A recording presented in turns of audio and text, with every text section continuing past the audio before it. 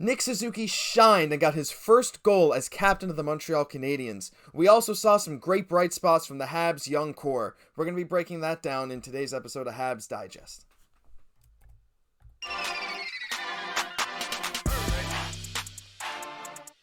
Hello, bonjour, and welcome everyone to Habs Digest Game Recaps. I'm your host, Josh Gosse, alongside my co-host, Jesse Poirier. And Jesse, we're here to break down another unfortunate loss for Montreal on the second night of a back-to-back in two different cities.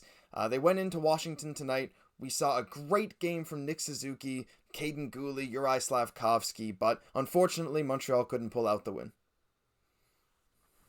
Yeah, absolutely. During that first period, things were looking pretty even.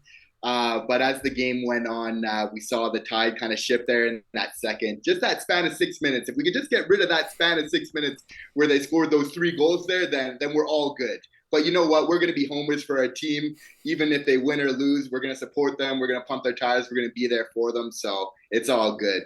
Oh, that's right. I mean, tonight's second period, that little stretch where we didn't play well, it was reminiscent of that game against Detroit last night, where it was more so the full first period, and luckily Jake Allen was there to bail us out. But tonight, Samuel Montembeault, while he did a pretty good job in net, that Mantha goal was a bit weak, but a couple of those goals just weren't his fault. But the Habs, I thought, played really, really well for a large portion of the game. We were fighting back every time Washington had rushes. Montreal would come back with their own. It was very even after the first period, and we scored early into the second with Nick Suzuki's first goal as captain of the Montreal Canadiens. A beautiful move. Gets it behind the net, absolutely loses Jensen, and just goes right around. And like the announcer said, you expect on a wraparound to tuck it inside the post, but Suzuki went a little further out. I believe he tucked it 5-hole for a fantastic first goal as captain. Slick Nick, baby. Oh, We're going to be seeing a lot more of that in the future. He's just real quick in that offensive zone. We know he's got the skill, so it's just nice to see. It's important for him. I think the rest of the team, just him setting the tone. And I think he's been doing that early on in the season, the way that even in that first game against the Leafs where he's just getting those 2 points, those 2 assists. And what I like so much about Suzuki's game is this his deceptiveness, where he's faking that pass and then taking that shot. And I know that's not how we scored this evening, but that's following since the OHL. That's always just been one of my favorite skills about him, just how intelligent of a player that he is. So it's just a nice step, such a good look for him, getting his goal, getting his confidence. Gally stepping in, protecting him at the end of the game. I love seeing that. Oh, absolutely. And I mean, honestly, even aside from that goal, this whole game, Nick Suzuki just felt like a leader on the ice. He was the hub of energy. Every time it felt like Montreal was in a bit of a lull, Washington was, pressuring a lot in the offensive zone. It always felt like it was Nick Suzuki who was leading the rush the other way. That line with him, Caulfield, and Anderson was fantastic tonight. Caulfield didn't have his best game tonight. A couple of bad turnovers leading to goals. The first one was disallowed, that Ovechkin one, but that was still off of a Caulfield turnover. And later in the game, there was another one. But Suzuki himself just so poised, especially on the power play, where he's sort of running that bumper spot sometimes, and he kind of cut in, and Washington was collapsing on him because they knew of how much of a threat he was, but he was still making great plays. His playmaking and leadership has been amazing. Yeah, absolutely, absolutely. We're seeing him develop, and we're seeing a lot of players around him. For tonight, that's my main takeaways. Even though we didn't get the W, is we're still growing as a team, right? Like Guhle is playing amazing. Jack getting his first point as well. Like, yes. What a story that is, right? It's like this time last year, he's working in Costco. He believes in his dream. He never gives up. He's putting that time on the ice, in the gym, even under difficult circumstances of COVID. He never gave up. He could have just hung it up there and say with everything going on. But no, he stuck to his dream, So I think it's just a good example for all of us. If we really care about something, if you have a dream, just like Jack did, stick to it. And against all the odds, you can make it happen.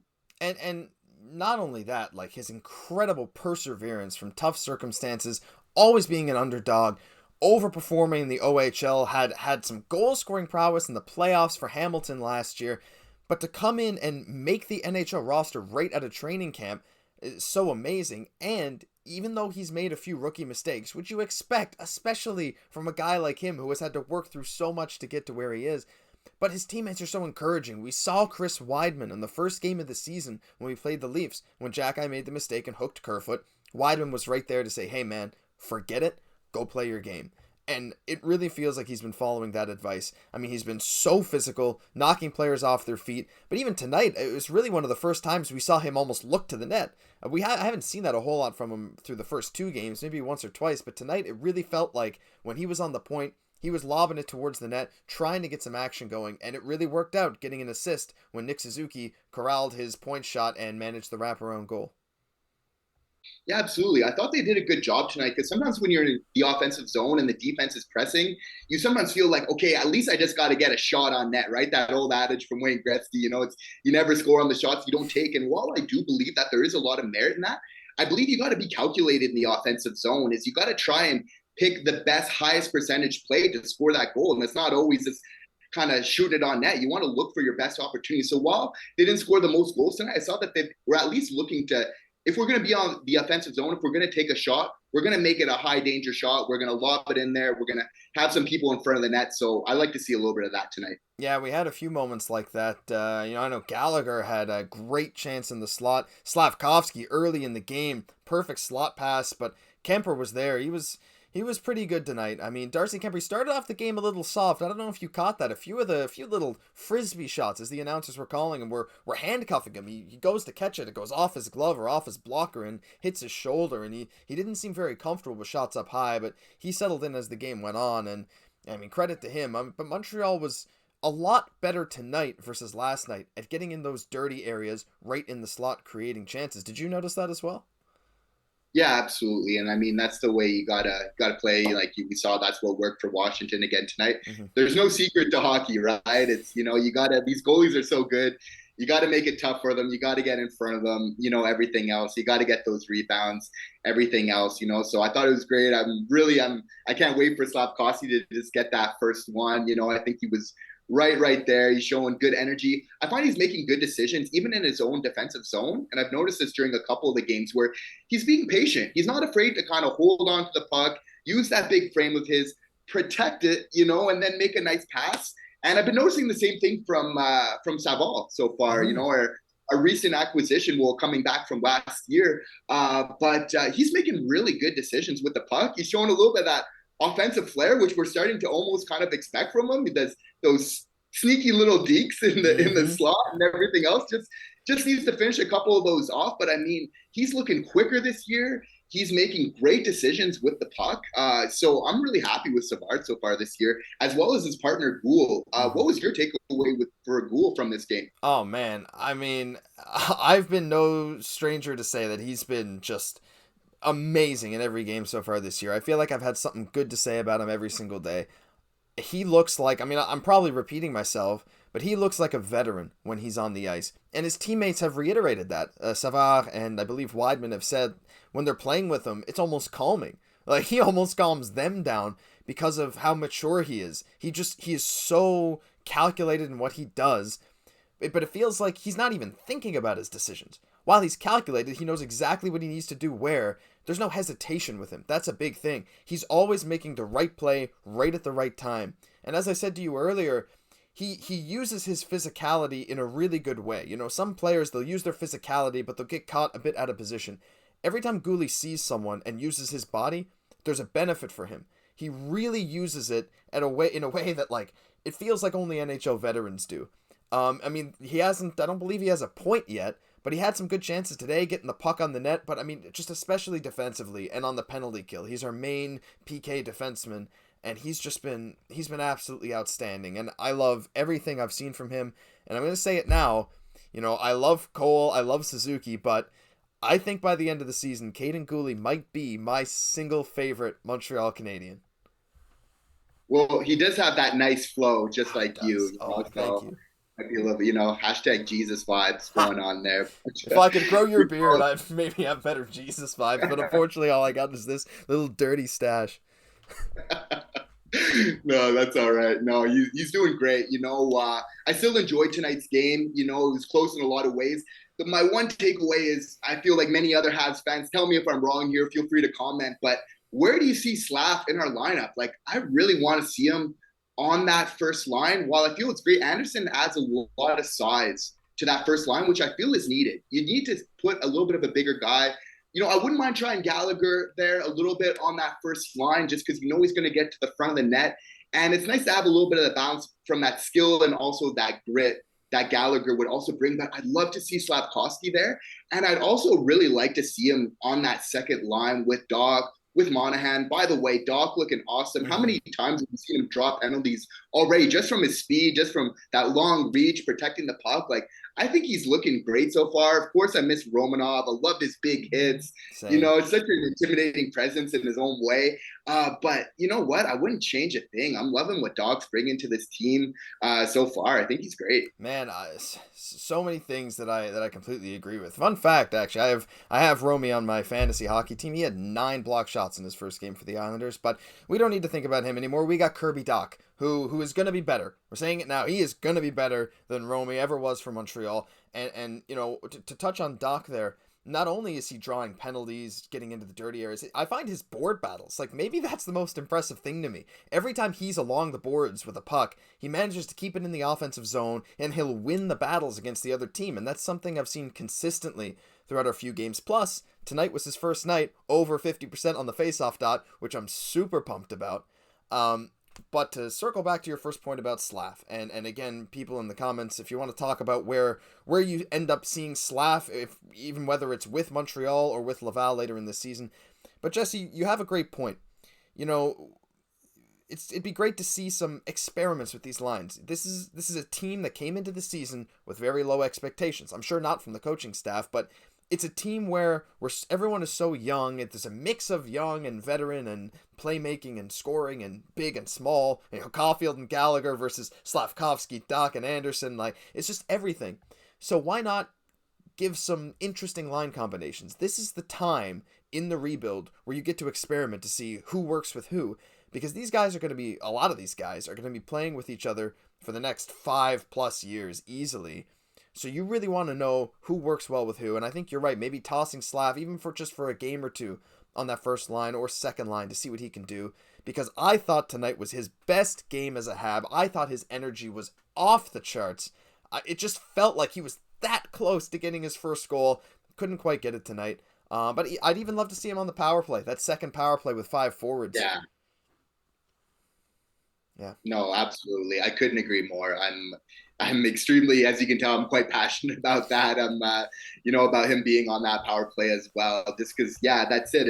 They're going with the 5 forwards. I know we were kind of chatting during the game a little bit, but they were often doing that with the second unit. I just feel like, to come back to how we were talking about the Leafs power play, it's like when they're going with the 5 forwards, they're using their best 5 skilled forwards on that power play. I think if you're going to go 5 forwards, you either go all the way in or not at all, and no disrespect against Weidman and everything like that. I think he's turned out to be a great pickup, but I want to see Suzuki. I want to see Doc. I want to see Monahan. I want to see Caulfield, and I want to see Slafkovsky all on that first line power play together. Tell me if I'm wrong. Oh, you know what? I love it. Again, experiment. Who cares, right? Who cares if we lose? If we lose, we're closer to Bedard.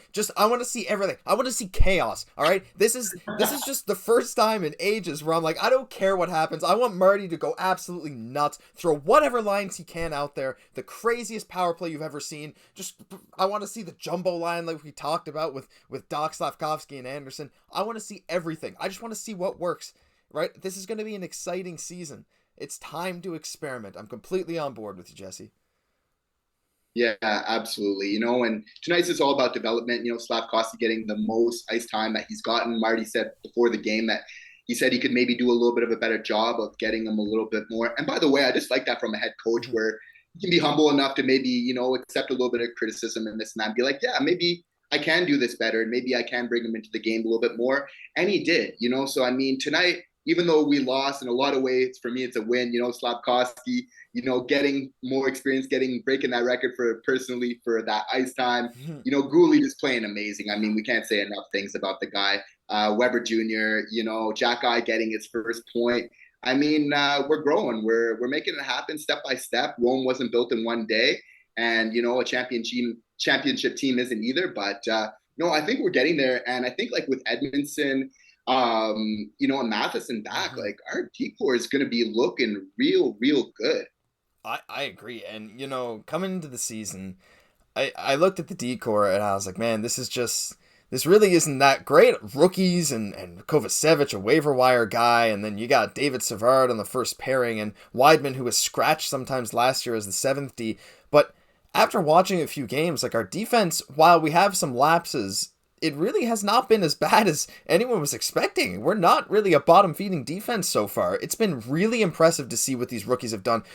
We haven't even touched on Jordan Harris, but he has been phenomenal through the first 3 games of the season. I think his skating and just his physicality and just smarts, especially on the defensive end, have been really great. But like you said, Guhle is just, I don't know, man. Something about this kid. I have the highest of high hopes for him. I think he'll be our top defenseman for years and years to come. Plus, dropped the mitts tonight. Got his first NHL fight. Got elbowed in the face there with about 3 minutes left, and he didn't care. He was like, I'm dropping the gloves. Now, it wasn't the best fight ever. Just a little bit of grabbing. They didn't really want to hit each other, and they went down. But you love to see it. He was ready. No hesitation. He threw the gloves down, and he was ready to go. I absolutely love it from him, and I think you're right. I think this D-core is going to surprise a lot of people as the season keeps going, and we get our key guys back in Edmondson and Matheson. Yeah, absolutely. No, I'm really looking forward to it. You know, all you want to see is just standing up for yourself, just setting, getting those right practices in place and everything like that. So I think he's winning a lot of points with the coaching staff just by standing up for himself. Really nice, like I mentioned earlier, Gallagher standing up for Suzuki at the end. They're small things, right? But when you're building a team, these little plays, they really matter a lot. So it's, every game we're just getting tighter as a team and just taking that step in the right direction to get Connor Bedard, and then next year we're going to win the Stanley Cup. Absolutely. Jesse, before we close this out, I just wanted to touch on one thing. This was Drouin's first game back. Just some very, very quick thoughts. I mean, I don't even believe he had a shot on goal tonight, but I thought his energy was pretty good, and I know in the preseason he looked like sometimes he didn't really want to be there, or just his head wasn't into it. I know he's been dealing with so many mental and physical issues. Do you have any thoughts on Drouin? I liked the energy I saw from him tonight. Not his best game, but I think he clearly did want to be there, and I'm wondering if Marty St. Louis saw the same. Yeah, I think so too. To be honest, I think he'll move himself up the lineup if he keeps playing in this way because, much like Slafkovsky, he's a skilled player and he needs to play with other skilled players to really bring out the best in him. It's maybe I'd like to see him on that second line instead of Dadonov. You guys know who I first want there. But maybe if Slav gets that chance on that first, he could work his way up slowly. So, we all want to see him succeed. He's actually, you listen to him in interviews sometimes, like he's a super likable guy, like we like him a lot and he was bringing the effort there. We know he has the skill. So, I mean, that's great to see. As long as he's going to bring the effort, it's a great sign for this team. It's a great sign for him, so I'm just happy to see him in a good place right now. I thought he was way better than Dadonov tonight, to be honest. I just thought he played great. Now, again, the problem running Dadonov and Drouin is that Pitlick is out, and Pitlick is one of our penalty-killing forwards. So they'll have to figure that out. I mean, Marty's been running Dadonov on the PK, which, as you know, I'm very skeptical about, but he hasn't really made any major errors yet, so I'll hold off judgment. But other than that, I think that's pretty much it. Jesse, do you have anything else to talk about this game? I think we hit on some of the main points. No, absolutely. No, I think it's that's it. Par for the course, all about development, and everything like that. So we're getting there. We just got to have a little bit of patience in the meantime. Yep, learn a lesson, recoup. You don't have to play again tomorrow. Get ready and just be ready to go next week. Marty can hopefully teach these guys some lessons from these last 2 nights, get some well-needed rest, and come back out hyped for their game, I believe, on Monday. All right, well, that does it for us, guys. Don't forget to like and subscribe to the channel. We're slowly climbing, and we'd love if you shared it with your friends, family, whoever you think might enjoy our Habs content. I'm Josh Gosse for Jesse Poirier. We'll see you in the next video.